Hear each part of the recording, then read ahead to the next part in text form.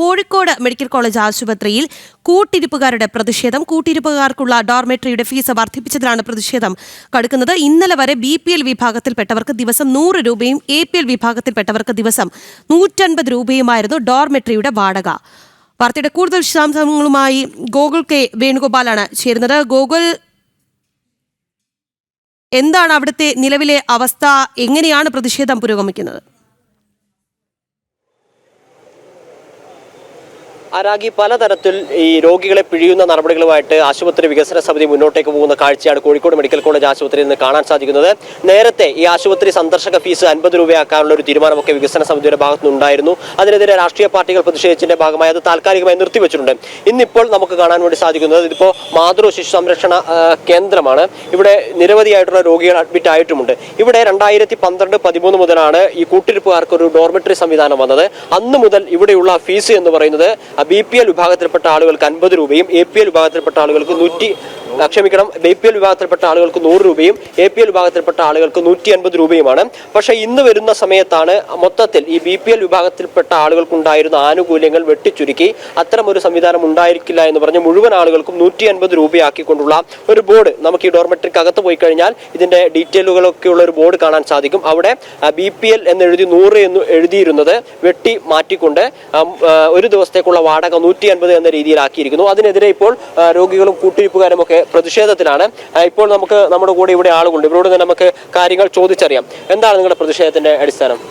ഞങ്ങൾ ഇന്നലെ വരെ BPLകാർക്ക് ഉണ്ടായിരുന്ന 100 രൂപ എന്ന് പറയുന്ന ഒരു തുകയായിരുന്നു. ഇന്ന് മുതൽ അത് 150 രൂപയായിട്ട് കൂട്ടുകയാണ് ചെയ്യുന്നത്. നിങ്ങൾക്ക് ഇതുമായി ബന്ധപ്പെട്ടെങ്കിൽ അറിയിപ്പോ നോട്ടീസോ മറ്റോ ലഭിച്ചിരുന്നു? ഒരു നോട്ടീസും ലഭിച്ചിട്ടില്ല. ഇന്ന് രാവിലെ മുതൽ 150 രൂപയാകാണ്. ഇന്നലെ രാത്രി തന്നെ ഒരാൾ വന്നപ്പോൾ അവരുടെ കയ്യിൽ നിന്ന് 150 രൂപ തന്നെയാണ് വാങ്ങിച്ചത്. അത് BPL കാർഡൊന്നും ചോദിച്ചിട്ടില്ല. ഇന്ന് മുതൽ ഇവിടെയുള്ള സ്റ്റാഫാണ് പറയുന്നത് നാളെ മുതൽ 150 ആണെന്നുള്ളത്. വേറെ അറിയിപ്പൊന്നും കിട്ടിയിട്ടില്ല. അപ്പോൾ ആ സമയത്താണ് നമ്മൾ ഇതൊരു പൊതുജനത്തിനെ അറിയിക്കണം എന്നുള്ള നിലയ്ക്കാണ് ഈ പ്രതിഷേധത്തിൻ്റെ പോസ്റ്ററുകളൊക്കെ ഇവിടെ ഒട്ടിക്കുക. അറിയിക്കുക എന്നുള്ളതാണോ അല്ല ഈ തുക വർദ്ധിപ്പിച്ചതിനാണോ നിങ്ങളുടെ പ്രതിഷേധം? തുക വർദ്ധിപ്പിച്ചതിൽ പ്രതിഷേധവും പ്രയാസവും ഒക്കെ ഉണ്ട്. എന്ന് വെച്ച് കഴിഞ്ഞാൽ നമുക്ക് ഒരു ഭക്ഷണം കഴിക്കേണ്ട ഒരു പൈസയാണ് ഈ 50 രൂപ എന്ന് പറയുന്നത്. അപ്പോൾ അതാണ് വർദ്ധിപ്പിച്ചിരിക്കുന്നത്. 100 രൂപ പോലും കൊടുക്കാൻ പറ്റാത്ത ആളുകളാണ് ഇവിടെ മഴയത്തും കൊതുകടിയൊക്കെ കൊണ്ട് ഈ സൈഡിലൊക്കെ കിടക്കുന്നത്. ഈ ഓടയുടെ സൈഡിലും പിന്നെ ഇവിടുത്തെ ഗ്രൗണ്ടിലൊക്കെ കിടക്കുന്നത്. ഒരു പാവിരിച്ച് കിടക്കുക ചെയ്യുന്നത് പുല്ലുവായ. അപ്പം 100 രൂപ പോലും എടുക്കാൻ പറ്റാത്ത ആളുകളാണ്. അപ്പോൾ അവർക്ക് 150 ആക്കുന്ന സമയത്ത് ഒരു കാരണവശാലും അത് ഉപയോഗപ്പെടുത്താൻ കഴിയില്ല.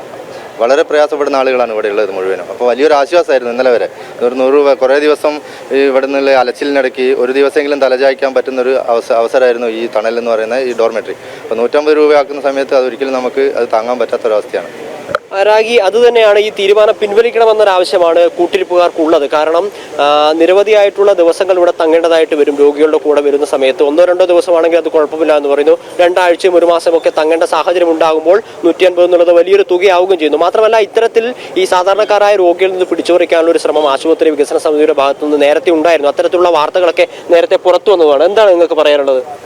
ഇതിപ്പോൾ ഞാൻ വന്നിട്ട് 14 ദിവസമായി. 14 ദിവസത്തിനുള്ളിൽ ഇന്നലെ ഒരു നോട്ടീസ് ബോർഡിൽ ഒരു പതുക്കിയൊന്നും ചെയ്തില്ല. ഞങ്ങൾ ചാർജ് കൂട്ടണ്ടോ അതോ ഞങ്ങളോട് നേരിട്ട് അവിടെ ബില്ല് ചെയ്യുന്ന ഒരു വ്യക്തിയുണ്ട്. ആ വ്യക്തി പറഞ്ഞിട്ട് പോലില്ല. രാവിലെ ഞങ്ങൾ ഇങ്ങോട്ട് താഴേക്ക് ഇറങ്ങുമ്പോഴാണ് ഇവർ ഈ 100 രൂപ എന്നുള്ളത് ബ്ലാക്ക് പെയിൻ്റ് കൊണ്ട് മായ്ച്ചിട്ട് രണ്ടാമത് 150 എല്ലാവർക്കും 150 രൂപ തോതിലാണ്. അപ്പോഴാണ് ഞങ്ങൾ കാര്യങ്ങൾ ഇറങ്ങും. മുൻകൂട്ടി അങ്ങോട്ട് പറഞ്ഞിട്ടൊന്നുമില്ല.